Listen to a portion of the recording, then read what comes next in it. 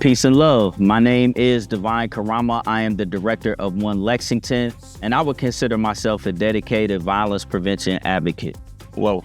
And an Emmy Award-winning musician, my man. I got a few bars. I look forward to hearing them. And I'm Sam Stockley, a former professional footballer, coach, and now I'm very fortunate to be the sporting director at Lexington Sporting Club. That's what's up, man. Glad to be here with you too, man. Glad to be here with you, brother. But we got to take a hard look in the mirror, right? When it comes to domestic violence, it is clear we can't keep expecting women to solve the problem. I mean, that's a bit like asking people of color to solve racism. Men are victims of domestic violence, but the vast majority of survivors are women. Men's abuse of women has different dynamics. The abuse is overall more severe, oftentimes fatal. The societal response, the impact is different. I just think it's time for men to step up and address the issue. I totally agree, Devine. We want to pull back the curtain and create a space where we as men can finally talk about the most pressing issues facing our communities with mindfulness, open heart, and a lot of respect, okay? It's about talking honestly, listening intently, and getting real and doing the work we need to do to challenge this. That's what it's about, man. I'm excited. Yes. This series is produced for the City of Lexington's It's Time initiative. It's called the Good Guy Guide. The Good Guy Guide? Not because we're the perfect examples of good guys, but I just feel like, we got to be clear. But I feel like if we wake up every day and try to be the best version of ourselves, that's what being a good guy is about, right? All you can do and all we try to do, It's all I've learned to try and do as well. So whether you're here to learn, to reflect, or to join the conversation, we welcome you, open-hearted, right? We're here together, striving to do better for ourselves, our families, and the community. That's what it's about. Welcome to the Good Guy Guide. Let's get it started, my brother.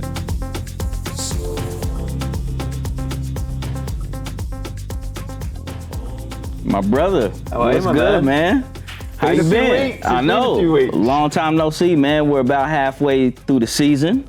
Things have been going good. We miss you. I appreciate it. I miss being on it. It's just been crazy, Devine. It's been crazy at work and lots of good things happening, but I've been fortunate to see all the productions from the team and sending it through. You're doing a quality job. There's been some deep conversations with some open hearts, which is, I suppose, what we were trying to gain, right? That's it, man. I'm my brother's keeper, so I know you've been super busy, man, but we've been holding it down. I know you've been crazy with the schedule and everything, man, but we've really been having some deep, solid conversations, man. So it's really been good, really having to dig deep. I like the diversity of the guests that we've had. And just know, brother, even though you missed the last couple episodes, you've helped lay the foundation. And so, a lot of these guests have come on, seen clips of our first episode, man, and they've really bought into this conversation. That's what we wanted, right? That's amazing. That was the whole point of this, to put ourselves in that uncomfortable position. That's it. But to be able to hopefully touch one or two people, that's all we're looking for, right? Look, that's where we grow. Yep. And look, speaking of uncomfortable, man, we talk a lot about the influence that our baby girls have had on us, right? Yeah. Just the challenge of being a girl dad and, in today's day and age. Yeah. But they've helped us so much, right? Man, listen, it's a game changer. My daughter now has grown up. She's just recently had her 18th birthday on September the 5th. I remember that. And I'm at a point now where I go to her and speak to her if I need to talk about life. She's an old soul, so it's, she's a diamond. Well, look, I think it's only right? With some of the topics we've been covering, a lot of the growth that we've experienced over the years, we credit to our baby girls. Yeah. I think it's only right. Shall we? That we bring them on to the show. Let's bring them in. Let's bring the ladies in. Let's go. Let's do it. Hi. What's up, man? Ain't a baby no more. No, not at all. Well, I was sitting right with You're always going to be daddy's baby, though. Hello, darling. Mm-hmm. Right. And lovely to meet you too as well, nice to meet you too. We're going to chat to you about a few things, and as we've just said in the opening part of it, we hope that you open up and speak the truth, and we might prod and probe in some situations. I'm sure this man's got some jokes, right? He's got some jokes. Come on, drop one. I got a whole barrel for you. Ready? Man, I just got here. So let's Okay. I'll let you relax. please. Let's start easy. Oh. Let's start with an easy. It's not a joke. Relax. This is probably something I should be stressed about. This first question, okay? Here we go. And this is going to be for both of you ladies, okay? What is a good guy to you? Okay? Now be careful, because I might have the final say. I'm joking. But seriously, when you think of, because that's the name of the podcast, and obviously it doesn't mean that we're just the best guys on earth, but it just means every day we're trying to be better. But for you as a young woman and dating and doing your thing, like when you think of a good guy, what is that to you? A good guy. I feel like there's two kinds of good guys. There's like the nice guy, and there's like actually a good guy. A nice guy is like somebody that really just wants a little something else, okay? And he's just being nice and doing all these nice things. And then if you don't return whatever it is that he's expecting from you, he completely turns and goes the opposite way. But I feel like an actual good guy is somebody who actually has a life. Like what I mean by that is like sometimes guys will treat you like, oh, like, wow, like you're just like the most amazing thing in my life and you just made everything amazing and this and that. It's like, no, you have to have a life of your own. And when guys have like a life of their own and they actually do things and are active in their community or their church or whatever it is that they do as a person, I feel like it makes them a better person, like as a whole. And I feel like what like makes a guy like really good is when he truly wants to get to know you at the core. It's not about like wanting the romance. Of course, you're gonna see a pretty girl and like, oh my gosh, like I want to be with her because she's so pretty. And like, I want to be with her because she's like so amazing. Like, oh my gosh, like I have to be with her. Like, it's not about that. It's about like, oh my gosh, like wow, she's a really good person. Like, wow, I really like what she just did there. Like, I want to get to know more about her and like who she really is at the core. I think that's what makes like a good guy. Okay. What about you, hon? I agree with everything you've just said. I think definitely someone respectful and someone exactly what you said, getting to know you. Yeah. The good guys win.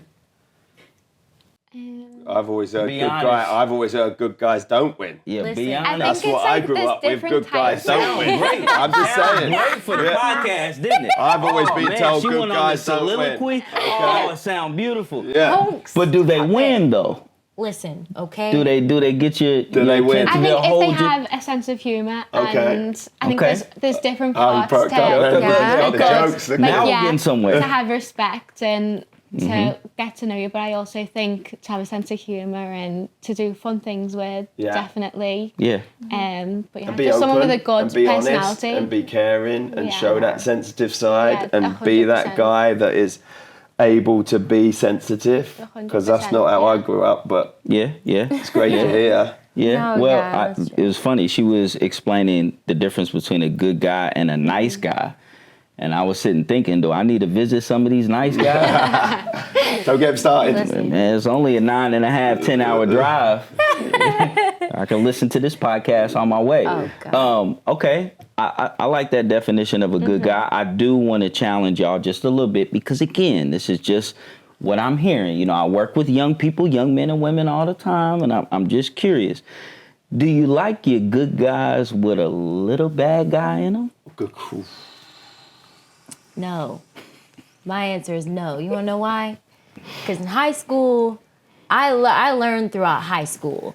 Like, that's what I learned. When I didn't date that much in high school because you were a little strict. But, I mean, towards the end, you let up a little bit. But I felt like in high school and, after, 2020, I kind of, was dating a little bit, you know. I kind of, wanted the bad boy. I don't know what it is about wanting a little bit of a bad boy, but I don't want a little bit of bad. I'm tired of that, okay? I don't want any sort of toxicity. I'm done with that. When they have a little bit of bad in them, or they have this little bad streak, they have something. Yeah. It just leads to a very toxic dynamic. And it also leads to more red flags, in my opinion. And I don't have time for red flags. You okay? agree? You agree with that? I agree, but I also think that it depends what you mean by a bad boy. Like, I think... Talk to us. What's your I definition? like... Well, I don't know. I like someone who has a good personality and is funny, and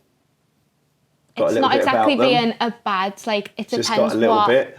Yeah, it depends. bit Like, I of like to do character. fun stuff and, like, you know, Yeah. someone you can have a laugh with and have, So not good bad, time but with. just So a not little like a edge bad, to It's it. an but, edge, maybe you know, a little something about personality. them. We'll Yeah. put that in the personality, Yeah, right? 100%. Yes, Take you want risks. somebody who takes risks, isn't just a square, you know, you gotta like get out of the box, you know what I'm Yeah. saying? Like, let's go not skydiving, but let's do something exciting, Yeah, you something know, that you would something- never yeah. think you want to do. Yeah. So that makes sense. So that is why I had zero action in high school. I get it now. Because I was not on no roller coasters.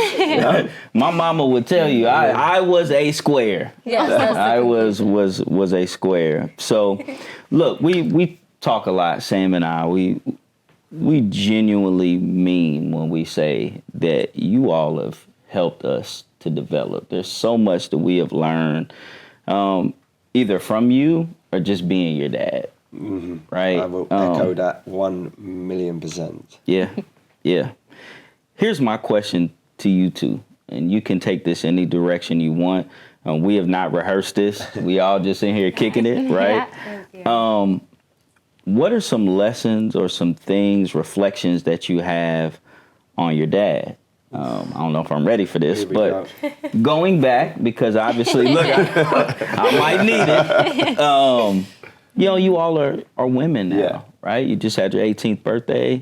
You'll be 23 here in a couple weeks, right? In a few weeks. It's hard to believe, but parenting, there's no manual, especially being the dad of girls, right? There's no playbook to read. And so I think we did the best Tried that we to do can. the best possible, but I'd like to, like you said, I'd like to know your opinion. I think that would be really, really important and quite powerful to know Yeah. the areas that were good and the areas that when I'm at potentially my worst and what that does and how that can affect you, and then that potentially will help me reflect again and have a look at it all. It'd be better. I mean, I think it's been hard at times for us from living away from each other for so long. I think obviously there's been really, really good times, but I think from being away from each other, it's been really hard. But It's hard, and I totally get that, and I feel it 1,000,000%. And it's we spoke about that on our last podcast that you try and you got a job, so it's a balance, and you never get the balance right. And there's probably been some selfish part of that in myself, but in my mind, I've always thought that I'm trying to do it for my family. But what's happened is then that takes away, and I can look through photos with you sometimes, and your time, and there's times when there's gaps when I'm not there, and that is tough, and that is something that I hugely regret in that point. But I know that your mum, and you know, she's done a fantastic job, and now you are. That's all right. We're feeling it. thank you. You know, it's true, and I want you to know that the only time I've always done that is because I've always tried to. I've always thought I was doing the right thing. Yeah. Not always done the right thing. That's right. But I've always had the right intentions because of how much I love you and how much I care for you. So, but that doesn't excuse being away at times. And I can tell by the look in your face, you know that. You know how much your dad loves you. 100%. Yeah. You know how much your dad loves you. Lord, I don't know if I want to hear this. No. You know, I'll preface by saying this, and this is something I've kind of shared with you from time to time, and especially as I've gotten older. And now I have a second set of daughters, 6 months and 7 years old, that sometimes I just want to call you and apologize to you because the man I am today, I wasn't back then. And not to say I was just a terrible person, but I've grown so much. The stability that my daughters have today, I was unable to provide that for you, right? We were in public housing, living in bad neighborhoods, dad sleeping on an air mattress. We were doing the best that we could, but sometimes I feel bad that I didn't get to provide the things for you and your sister that I do for Zola and Iara, right? And so sometimes I struggle. I wonder, was I a good dad? Was I not? But then you've turned out so amazing, right? And so what are some of your reflections on how things used to be back in the day? Let me tell you something right now. Mm-hmm. I don't want you to worry about that anymore, because I'm going to tell you this right now. Mm-hmm. When I was young and I was with you, I do remember being in public housing. I do remember us counting our quarters, you know, hoping we could get a little pizza box, you know, watch a little movie together, have some honey buns or something, and you make it work. I remember that. But when I was young, what I valued the most was that you were the most present, most involved. You were my best friend. You were the only friend that I had for a long time. You always have been. And that is what made me and makes me still a really good person.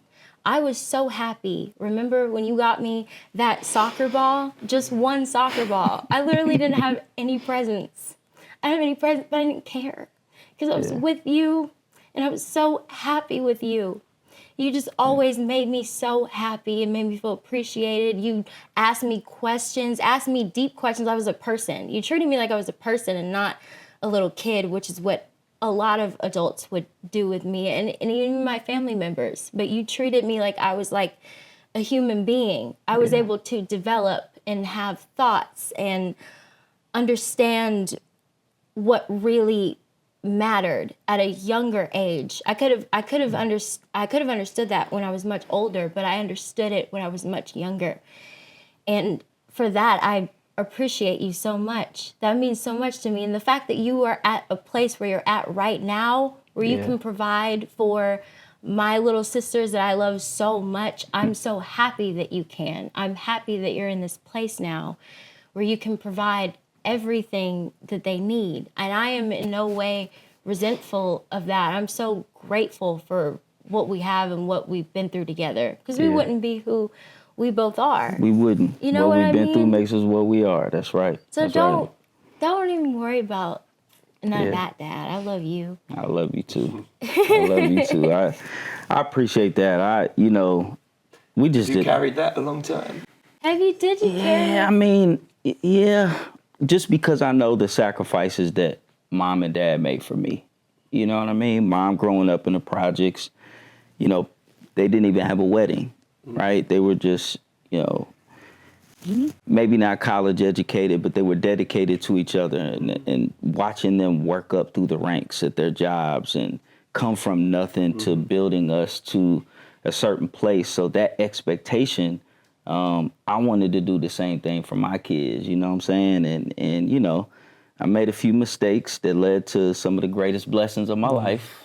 And so I've carried it more lately, I think, as I've been able to evolve just as a man, just as a person, because I remember there were times where there was language I was using or things that I was saying or doing that now I look back and I kind of cringe, like, what was I thinking, right? And so I have carried it a little bit, but hearing you say that, it does take a weight off. You know what I mean? It does. Because, again, we don't know. There's no playbook. And once you all get out there and start living life, you don't check in with dad as much as you used to. You know what I mean? I know. I really just went off living my best life. We want you living your life, right? Yeah. But, it's we don't know. You've spread your wings, and so now we're only left with That's all what you can we know. hope in it. I think that's all I've ever hoped. And watching you grow up as into the most amazing woman young woman in how you've done and what you've coped. And my goal was always to try and to stop the trend. Yeah. Tough childhood, tough upbringing, as you know, tough family, tough living. But my goal was always to try and cut that there. So obviously you and your brothers had a chance to be able to not live and do that. And sometimes it seeped in. Yeah. Because you're still learning and growing and you're making some mistakes, so it seeps a little bit. But my hope and my prayer and my goal is that it has, and that you haven't totally been affected. I think some of the things in life you kind of need to feel to and grow I think going off and believe. from what we said before, I think it's definitely, there's been so many positives to it, like having a childhood where we've got to travel to so many different places and meet so many people. I think there's also so many positives to how we've grown up 100%. Definitely, and that's magic, because like you said, you don't know if you're doing the right thing. You're just trying to do the right thing. That's it. You're just trying every day. You make some mistakes, but you try and do the right thing as a dad. And obviously, still, as you know, being here, there, and everywhere with work. And for me, we didn't have anything as a family. Like it was always, as in my childhood. So what I've always been driven by is to provide. That's right. And I haven't always been able to provide. As you know, mum's carried me at times. Yeah. I've been struggling. I've not had, a penny in my pocket, and my wife and as his mum has had to carry me at times, and hopefully that I hope that you see that as well and understand that that's made you ladies strong, independent women, and know, we grew up in a day where we should have provided and it was up to us, but it's not like that now. I think it's really important that you're your own woman, you're your own person, you have your own beliefs and your own goals, and you're driven as much as I hope the drive inside me is transitioned into you, so you have that drive to be your own woman. That's how I see it. So do you think, piggybacking off to that and throwing it back to you girls, I kind of feel like, because I'm hearing you're a man after my own heart. Yeah, I told you that, bro. Like, listening to you, I'm like, yes. And I feel like we got to that place by listening. Like that was the first lesson I learned from you and your sister, was to listen. I get in these relationships. I didn't realize it at the time, but I'm not really listening to like them, right? But with you, this innocence, this person I am charged to protect and take care of, you have no choice but to kind of slow down and listen, right? Do you feel like when you were coming up and growing up, and maybe it was a little bit later, maybe it was when you were younger, but do you feel like we listened to you enough? Do you felt like I tried? Have you been able to? Yeah, that's a good point. Like, I think, because y'all had a lot to say. Yeah. A lot you were feeling. I mean, there's nothing that I'd be too scared or something to not be able to come to you. Like, we've got that relationship where I would come to you with anything. That's all you I can agree with want. that too. I don't know if you feel this, but it just feels so nice to have a dad where you can actually go up to him and just say anything and it won't be weird. Yeah. It will be fine. I remember when I was in high school, I would have boy troubles. I was really, so I was staying with more my dad than my mom, and sometimes I'd be having boy troubles, or I'd want to dress a certain way that I've never been dressing, and he would be so supportive and would listen and hear me out, and he would just be like, okay, so that's a choice. Maybe we could talk to grandma. And grandma's in here. She's off camera right now.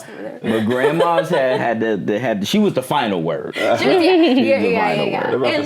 And I would just go to Dad and be like, Dad, this is happening, and this guy's being weird, and he wanted to go out with me, but he doesn't want to go out with me. He hates me. And I was crying, and he's and then you would try to act like a homegirl, even though you're not a homegirl, but sis, for real. Yeah, he would try to he would do this thing where he'd be like, girl, what's going on? It worked though, right? A little bit, and then it got weird. So look, and you know this, right? You know what a dad's biggest fear is, though? Is that you all won't talk to us. Yeah. And if you're not talking to us, what are you doing with what you're feeling? Or anything that you're confused about? So even though I did make it a little weird sometimes, right? I just wanted to make sure that the soil was tilled enough to plant that seed, right? I wanted you to feel comfortable that you could come to your dad about anything. You know what I mean? And no judgment. No judgment. So actually listening to you, right? I think my experience with my dad was such a great dad. And I tell my mom as I've gotten older, went through therapy, I'm able to like really use my words. My dad was the perfect model, right? Wasn't a ton of sentiment. Me and him may not have been best buds, but I literally could look at my dad and say, that's what a man is, right? Okay, this is how I need to dress, carry myself. Yeah. Look how he teaches or treats my mother, right? But we didn't have a real close relationship. With girls, it's a little bit different. And see, my mom and dad had all boys, right? So I knew that it had to be more with you and your sister than just to be a model. But there had to be, you all require something a little more. I had to dig in a little deeper emotionally than what I was used to coming from a family of brothers, right? And so I think that's all it was for me. I just wanted you to feel like you could come to me and talk about anything. I think I hear that, and I think on my side, and I'd love to hear this from you, Ez, because as we've known, we spoke about it in previous podcasts, I didn't have that role model. I didn't have that male figure, and the male figures that were in my life were very destructive and very aggressive and a real what's the word I'm looking for? It's not like a fear, but like just a strange place. Yeah. So because of that, it meant I would be on my own quite a lot. So and what I find sometimes, like, I feel like sometimes I can still be a little bit on my own, like Ez's brother, Job, he's not very well at the minute, but I'm not checking in all the time because no one checked it, and I'll have to sometimes think, I got to go and see the boy. I have to go and see him for 2 hours. He's not very well upstairs. Yeah. Like, so there's times when I feel like I could have been in my own world at times. Has that ever affected you or not? Or is that just me, and is that okay? Like, I'd love to know, because I feel like I've always done things a little bit wrong there. I mean, I've always really liked to have space from people. Like, I've always, I'm independent anyway, so it's never been, I've never really thought about it as, he's not coming to check on me, he's not. I've always just thought, I like my own space. I mean, and obviously if I ever need anything, I'd come to you. So it's not ever that I think, he's not come up to come see me, or I don't ever think of it like that, no. And I do feel like if I've made a mistake, I'll always come up and sit down, right? Because I can, sometimes get you on the wrong moment and I'm not quite right, or something's that, and I'm stressed, and I'll be like, not in a bad way, but I feel like I own that. Is that right? Well, I'll own that. Yeah. May take me a couple days. What you think? Like sometimes I do feel like that. Sometimes. Yeah. There have been times where you've been really, really busy with work and all the different organizations that you're a part of, and it almost seems like, I remember like in high school a little bit, I didn't really tell him this, so this is gonna be like a moment, guys, but I remember in high school, like, just for a little bit, but I thought, like, man, like, sometimes I feel like he's kind of like everybody in the town's dad. Yeah. But like, he just doesn't feel like my dad right now. Yeah. And like, I felt guilty thinking that, because I was like, you're an amazing dad and I love you. So I would never want to tell you anything like that. But I did feel like that sometimes. And like, because you were just so passionate about your work, and what you were doing was so important to the community. But there were times where I just felt I felt really alone because I was dealing with a lot in school, like that weird teenage phase where just like everybody hates me, you know? So I just was like dealing with a lot inside, but it was like a weird battle because it was like, I know my dad's amazing, so I don't want to tell him that he's not being amazing, but I feel like he's not right now. Yeah. I never knew how to tell you that, and sometimes I still don't know how to tell you. Yeah. So I just like try to let it pass or something, but you know, sometimes I do feel like that. Yeah. But I'm always just so proud of you, and I know that you always like come back to me and you always check on me. I mean, here's the We thing, check on each right? other. Two things can be true, right? Yeah. Two things can be true. You know, I can be a good and great dad to you, but we're not perfect. And so sometimes we get, again, no playbook to this, right? You're trying to live in your purpose and provide, but at the same token, you're trying to be present in real time. But there's no checks and balances. Mom and dad aren't there anymore to tell you when you're right or wrong.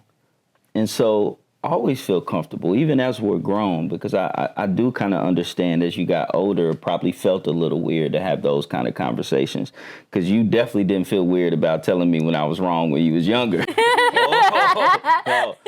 But as you get older, like, and this is even moving forward, and first and foremost, I apologize that you ever felt like that, and just know that I would have calibrated, and any time that you felt I needed to rein it back in, I would have. I do anything for you and your sisters. Please believe that. And it hurts me to hear that, but at the same token, it informs me. And that's one of the lessons that I learned, because even though you never told me that, just your reaction when I would come home, I always knew when you missed me, because when you were like 15, 16, you would revert back to like being 5. Like, hey, you know, you're 15, you're like, hey, Dad, can we just go to Gaddy Town? I'm like, okay, she missing Daddy. Like, okay, it's time for Daddy to you know, to reel it back in. And so even though you never told me, like, I felt it and I knew it. But you can always, as we get older, there's going to be more things that Dad does that you're not going to understand. And there's always going to be that weird calibration. I have it with my mom, where she's always been the parent, right? But then if I get older and I start having feelings and opinions, and it's like, well, wait a minute, right? That dynamic since the age of time, right, has been something that parents and kids struggle with. But man, you can always come to me. You know, I never got too much ego and pride to, especially from you, you know, to hear from you where I can be better. You know what I mean? That's what we talk about all the time. Like, there's so much that I've learned from you and your sister. I would not be the man I am today if it wasn't for you all. I would 100% say that as well. 1,000,000%. Yeah. There is no doubt in my mind that you as my daughter and my only daughter, and then my other kids, have totally changed me as a person and make me want to be better every day and work. I go back to work harder. I think that's my love language. I work, because I feel like I need to provide, you know. But 1,000,000%. I'm so proud and so lucky and feel so blessed to have the kids and how you've all turned out and how you've worked, because it's not been perfect. No. I've been away a lot. I've travelled a lot with football, and that's my job, and you know that. But no, it's been magic. It's been magic. You know what I think we want from you all, before we pivot here in a second? I want you all to perfect the design. Like, and what I mean by that, something that my mom said that stuck with me. Like, she would talk about how, you know, my mother and father did X, Y, Z, and my mom talked about her love for her parents, right? But she would also, the beautiful thing about parents, right, is you look at them and you learn what to do, but you can also look at them and say, but I'm not going to do that, right? And my mom said that every generation should kind of better itself, which is why they made so many sacrifices for me to be in a better position than they were. And I think for us, any flaws you see in us, like, and I know we're your superheroes, so push us to be the best version of ourselves, but I also want you to look at us and I want you to be better than us. You know what I mean? I want you to perfect the design and be even better, right? But I got a dad joke. Well, then, I got a dad joke. Now, don't allow this to fry your brain or confuse you at all, right? If you get it, you get it. If you don't, you don't, all right? Are you ready? What is the obvious name? Why are you looking at me like that? What is wrong with you? Let me cook. Let me cook. What is the obvious name of a camel with no humps? Just let me know if you can't figure it out, it's okay. I got you. Anyone? Humphrey. Get it? Free of humps? Whatever. Don't even worry about it. I got Take him away. Don't even worry about it. I got my letter. Don't even I'm going to use that later. I want to go to our card. I got some cards here, okay? With some questions that I have not been able to look at. Okay, I'm mixing them up. All right. I'm going to pull a card out. I think some of the questions are for us. Some of the questions are for you. We're going to pull one out. I want you to do what you've been doing the whole episode. Yeah. Honest, authentic, okay? You ready? Ooh. Okay. I like this one. Okay. What is your favorite quality about your dad? Oof. Favorite quality about him? I think you always motivate to never give up. That's like a number one with anything. It's like there's always a solution. Never give up. And I think that's probably definitely up there. Never stop believing and keep dreaming. Yeah. I like that. Favorite quality about your pops? All right. I hate to admit it because I really don't want to give it to you, but I actually really do like your charisma. I think you have you just have a very beautiful personality, and I like the way that you use it in a professional sense. Yeah. When you're just like hanging out with like friends or like talking to people or like trying to connect with people on like a deep level. Like you have a sort of charisma about you that makes people feel really comfortable, and I feel like I've kind of adapted it from you as well. Yeah. And I like it because we're able to connect with so many people that way. And I don't know. It's beautiful to watch. I think my favorite thing, I don't tell you this, but I think my favorite thing is to watch him talk to kids. It's the most beautiful thing in the world. Their eyes start lighting up. They act like they're like talking to their favorite superhero. Like they just like if they're on edge, they instantly feel more comfortable as they're talking to him because his charisma is just like top notch. I think that's like one of my favorite things. I appreciate that. Yeah. I appreciate that. I think it's only right, Sam, that we also tell them our favorite quality, right? Yeah, 100%. You want to go? I can go first. I got a few. Oh gosh. But if I had to choose one, I think one thing I love about you is you have this inquisitive nature about you that almost yearns to constantly learn new things. And I think that it's going to make you more impactful as you get out into the world, right? You're always trying to figure out, how can I have this equitable, fair way that I treat everybody?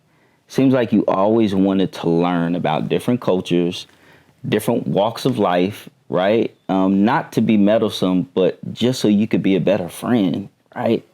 And now I'm living in this world where I feel like so many of us are going the opposite direction. We're insulating, we're running, and we're afraid of people who are different.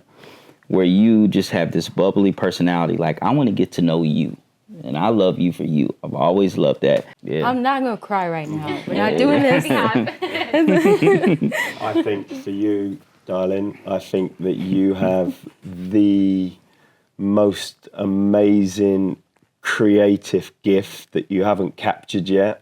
And I think your ability to walk into a room and light up a room and connect with people and have the maturity to talk to someone double your age or someone as double the other way your age, if that makes sense. And you've got this amazing gift of drawing people in when you talk and having a real skill and art of communication that I think in the new generations is dying.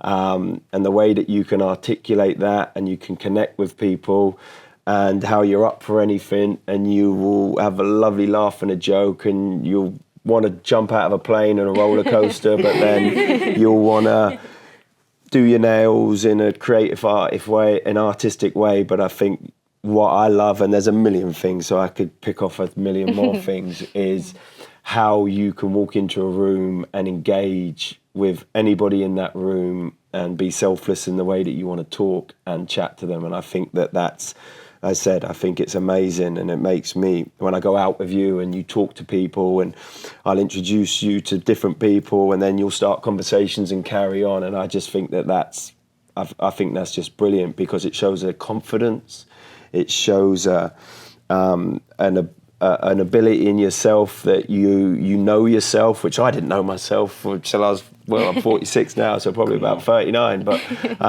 you have that already in that pose. So there's no insecurity, I'm sure there is, but there's no insecurities in who you are at this age at 18, and I think that's an amazing gift that you should capture and continue to grow. Yeah. You do light the room up.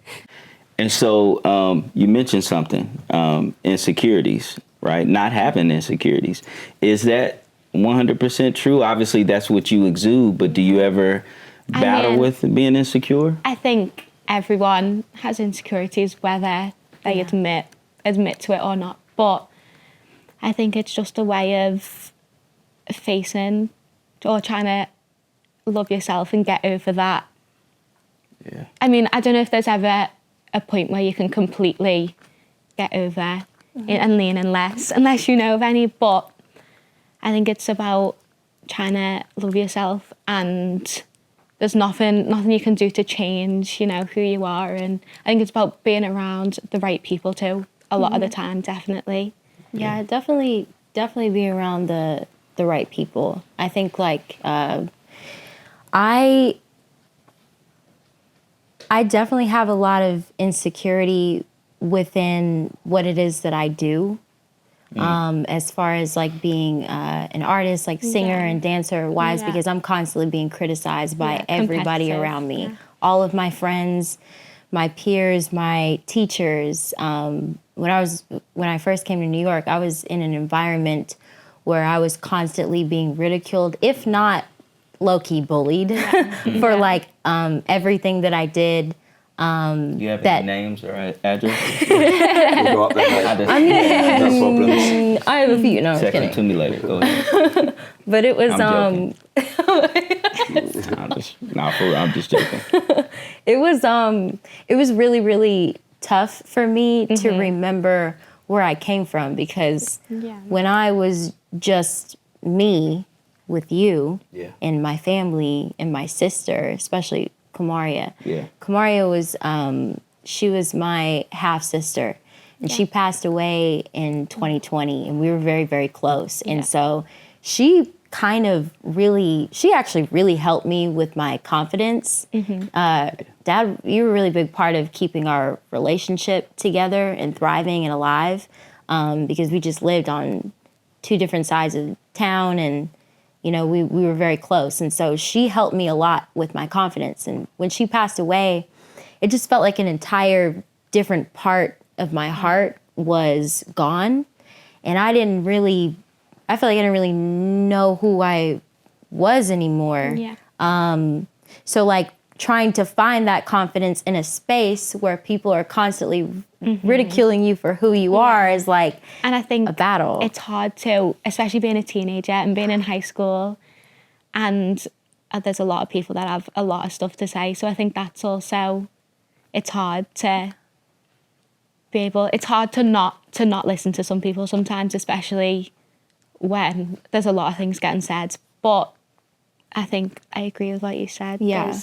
It's just about accepting yourself, and that there's nothing you can do to change. And I think definitely what you said, I think once you leave high school and you're away from a lot of people that you don't want to be around, then it's a lot easier to... When you're away and you're doing what you want to do, and you're with the people you were intended to do in life, and you're moving on from all those like most of those people that were telling me all those things, they don't matter anymore. Yeah. Okay, I don't even remember your name, you know? So it's like, it doesn't matter anymore. You know, it's not going to last forever, that little. It's just, I think high school is the hardest. Yeah. And I think it's for everyone because you change so much in high school too, and you want to be liked by everyone, I think, in high school. But then I think once you leave, it's, most of the people, you don't even remember them. You don't remember their names. Yeah. So I think it gets a lot easier. So much easier. When you leave high school. So let me ask you this then, ladies. And I was just thinking about something hearing you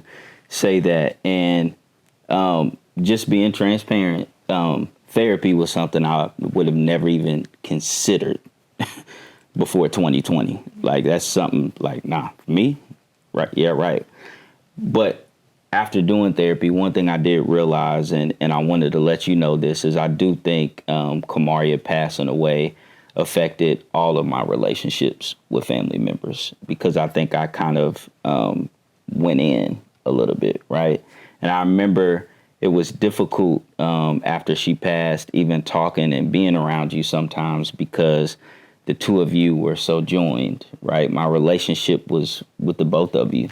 And I did acknowledge that in therapy, and something that I've always tried to fight through. And then hearing you say that is something I never thought about, which is why it is so important that we always try to talk and be open, and something that probably men don't do enough, right? Because I think sometimes things can get lost in translation if we don't open up and talk. Yeah? Yeah. Yeah. I think I'm hoping, you know, when I listen to you younger ladies talk about still the ability to be able to love yourself, and I think our generation, right or wrong, just wasn't like that, was it? You know, it wasn't. We weren't taught to do that. We weren't in environments where it was supported. So it was kind of like you said, you had to deal with it.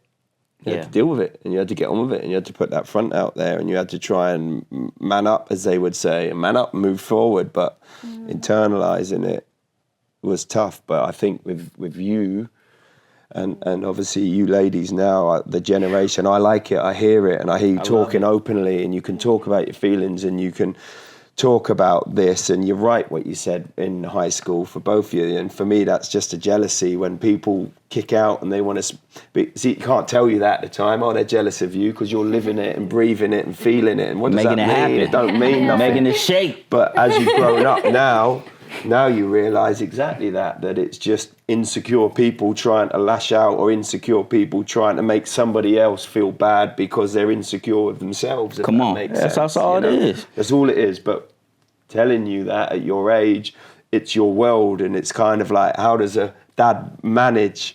Well, that's their world and they're living it. And I just go in and say, listen, babe, don't worry about it. You're not going to worry about them in a year or two. They don't have a clue. But you're not going to think that. You would think in the moment. And I think as well, because social media is such a big thing, there's no escape from it. I would have broke with social media. So you never get a break from it. Yeah. I think, when you're in high school and a lot's going on, you think there's no escape, because it's everywhere. It's constant everywhere. And new insecurities would pop up that I didn't have before. Like I remember like when I got into high school, like the Kardashians were getting really popular, and like that was like the beauty standard of like every guy that I was talking to, and I was like, I with my pencil skinny stick self don't like anything like that, and I have braces. No one's gonna ask me to dance. Like it was just not. It was like something just didn't help. Like no way in any sort of way. Yeah. Honestly, like having it was a lot on my mental health. I can't lie. I don't know what we would have did with. We had. You remember the AOL dial-up? Yeah. You got mail. Yeah, like that was it. That was blowing my mind. I couldn't have dealt with social media. No. Look, I want to ask you, ladies, a question in keeping with this theme of just being young women in this world, and it is different, you know, because.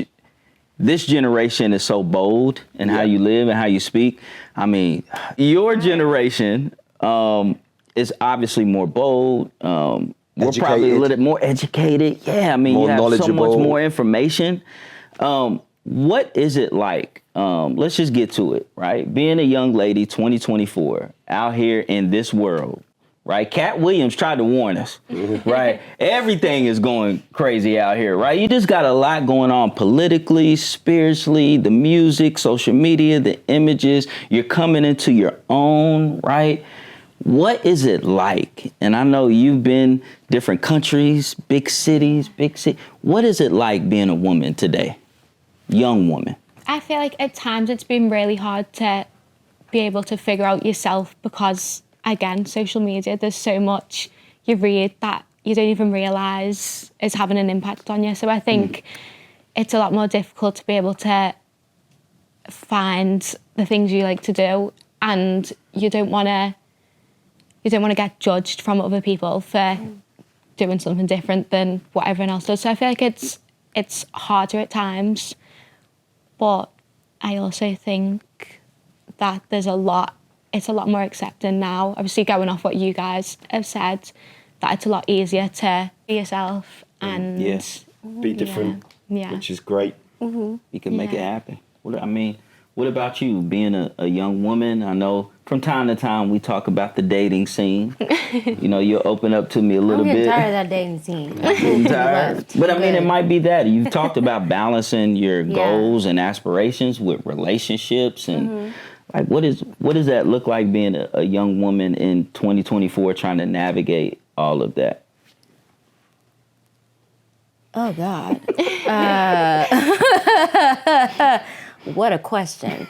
Now, personally, I feel like being a woman in this time, there's just like so many different nuances to it. Like sometimes it's amazing, sometimes it's really awful. Like with whatever it is that's going on in the world, the people, the toxic men that you encounter. But I think it all really depends on how you respond to it. Like I've kind of just changed the way that I respond to it. Yeah. I forgot when it was. I think actually it was probably 5 months after I moved to New York. I just was like, no, I actually have a lot of power. You're just a man. I just had that, like, I had that mentality. I was like, you're really just a man. And I was like at the end of the day, you're just a man. I'm sorry. And when I had that mentality, it made it a lot easier for me to navigate the really hard things that I would go through. So like if I was like, you know, getting catcalled or like, you know, somebody would be misogynistic towards me, which I get all the time at the jazz club. People try to demean my talent, my education, because I'm a woman and I'm attractive. They think that I don't know anything and they try to take advantage of me. I just don't respond. No, that's because he will. I don't allow them to get to me. Yeah. I respond as if I'm stronger than them because I am. Yeah. And then they don't know how to handle it. It's like, sucks for you because you're not getting me, you know? Look, I've learned to not challenge. I'm listening. Continue. But baby girl, I will. I value and hear everything you're saying, and I have no alterations. I don't want any adjustments to what you said. I just want to add one thing in there because I hear what you're saying, but it hurts my heart because when you deal with that so much that you may tend to think that's just how guys are, and that is the reason me and Sam are sitting right here. To show you, to show this world that is not how guys are, and that's not how they should be, and that's not the type of world that you should grow up in. Yeah. That you should have to endure that, and the only way that you can deal with it is to say that's just how men are, because that's not how all men are, right? There's better for you all out there, I promise you, right? Me and this guy right here is sitting proof. There's guys out there doing the work, and we're dedicating our life to make sure the young men that we work with are also doing the work because we think about y'all, right? And so I hear you, baby girl, but I promise you there's some good guys out there. And I do definitely have I have faith, faith in men as a whole, of course, and also and of course because I've grown up with you, and I know that there are men that exist that are men of faith and that have Integrity. values and have integrity. And it can be tough in a really big city with a lot of like different kinds of people, but I know that there's good men out there. You might just have to come back to Kentucky to He missed live your me. life, girl. He missed Kentucky me. will always be here. We ain't going nowhere. It's been a great conversation, y'all. Kind of feel like we could sit here for another 2-3 hours. Like there's a lot of stories that we really didn't get into that we could probably get into. Slow down just a little bit. Just a little bit. All right, I'm learning. I hear you today. I'm gonna slow down. I'm trying to be more intentional about slowing down, right, and taking a break. One thing that a good friend of mine, who's also a father of girls, Terry Dunford, said, and it really stuck with me. He was like, Devine, bro, relax. I'm like, what are you talking about? He's like, bro, you everywhere, man. You rapping, you doing this. He said, man, you're trying to save the world. Just focus on doing the next right thing. Mm-hmm. Not saving the world, right? Mm-hmm. And when you slow yourself down and just focus on whatever the next right thing is, 9 times out of 10, if you have any integrity in your soul, that's going to start with your family, right? Girls, y'all are our next right thing, right? 100%. Yeah. Fantastic. Thank you for joining us for The Good Guy Guide. Even though you don't need to have a daughter to be a part of the solution, ours have certainly motivated us. Daughters or no daughters, we hope this conversation sparked something in you, gave you a different perspective, a call to action, or maybe just a reminder that we all have a role to play in making the world a more respectful and equal place.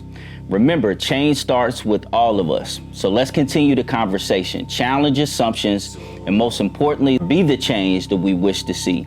If you enjoyed today's episode, don't forget to subscribe, leave a review, and share it with somebody that needs to hear this message. Tune in next time as we dive even deeper into the issues that matter, bringing more insights and stories to inspire positive action. And until then, stay informed, stay engaged, and keep doing your part to make the world a better place.